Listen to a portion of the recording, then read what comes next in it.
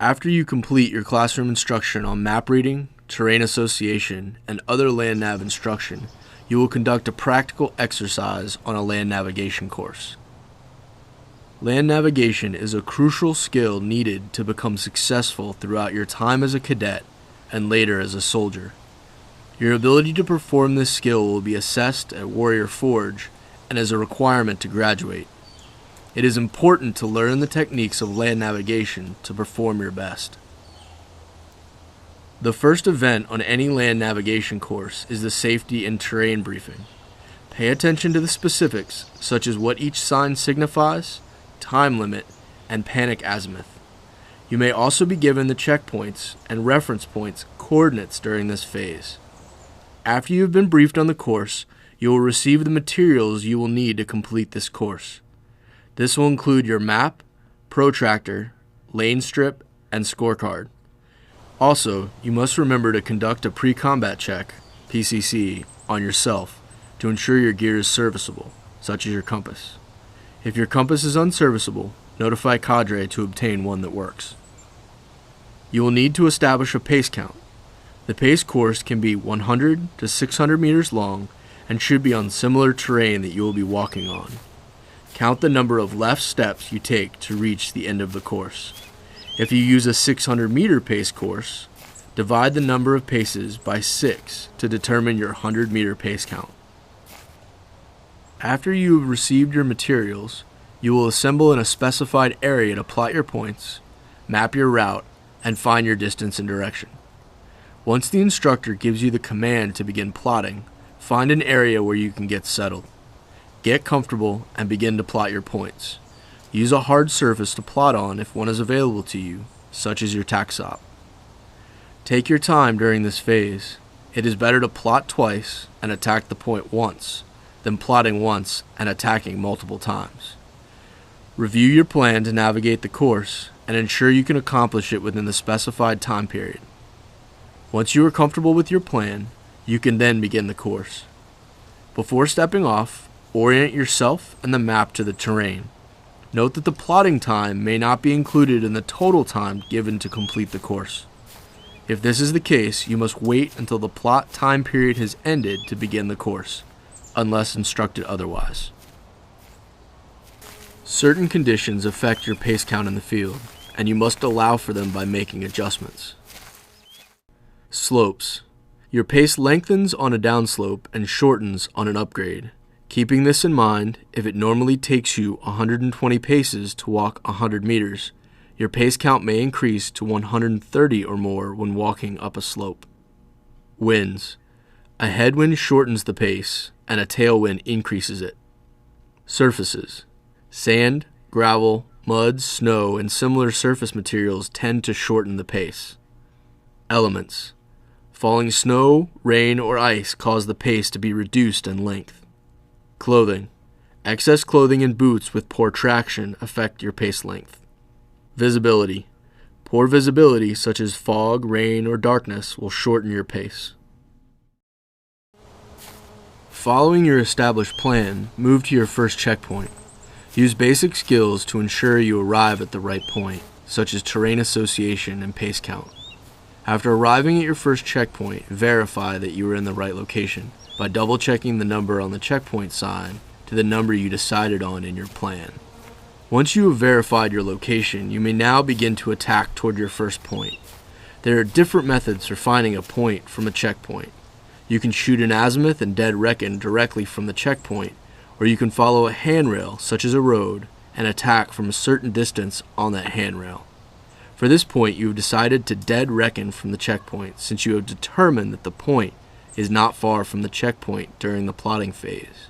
You now need to pull out your compass and turn toward the azimuth you established while plotting.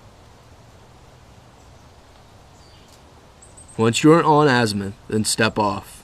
Ensure you are keeping an accurate pace count and azimuth while attacking toward your point. If you plotted well and your movement was good, you should arrive at your point. Once you have arrived at your point, you will then need to pull out your scorecard and acquire the verification information needed to prove that you arrived at that point. Some courses may have an alphanumeric code, Some may have a clacker, but many will have both. Acquire all the verification information needed, then shoot a back azimuth and return to the checkpoint. Once you have returned to the checkpoint, check your plan and orient yourself to the map. It is time now to prepare to move to the next point. For this point, you have decided you must follow a road and attack off of it, since the distance between the checkpoint and the point you are attacking is too far. This time, you will want to pull out your map and compass to orient yourself to the road which you will need to move down. Once oriented, begin moving down the road. You must keep an accurate pace count to ensure you will arrive with accuracy to the specific attack point on the road.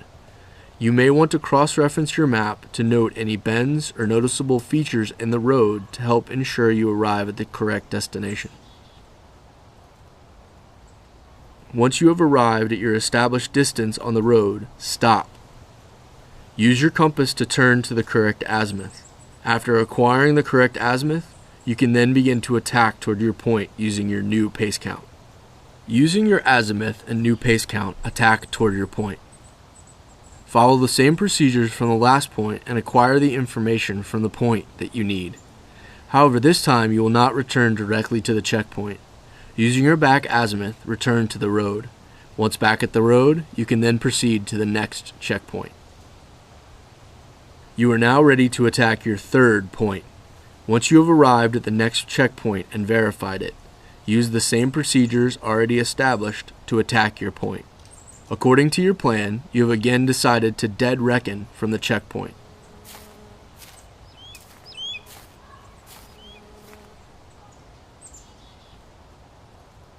While moving toward your third point, you encounter an obstacle.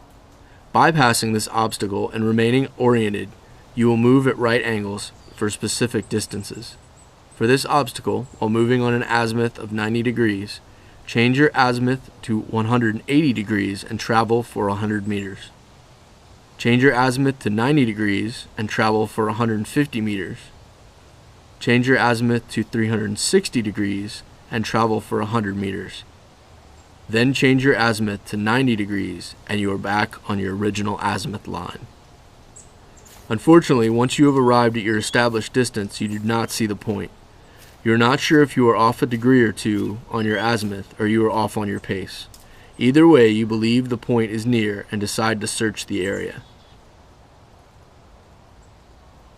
To establish a point to return to so you do not become lost, you place an extra reflective belt on the ground, close to where your initial established distance is.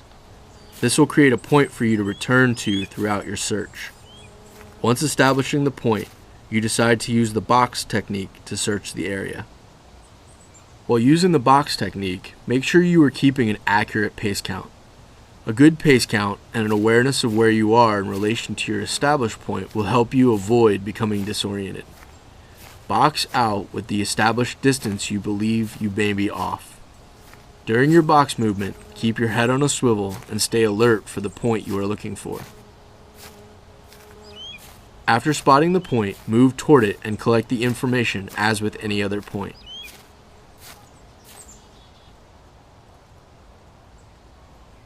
Move back to collect your reflective belt. From there, use your back azimuth to return to the checkpoint. Using these methods, you will be able to find the rest of your points on your course. Remember to keep track of time and adjust your plan if it becomes necessary.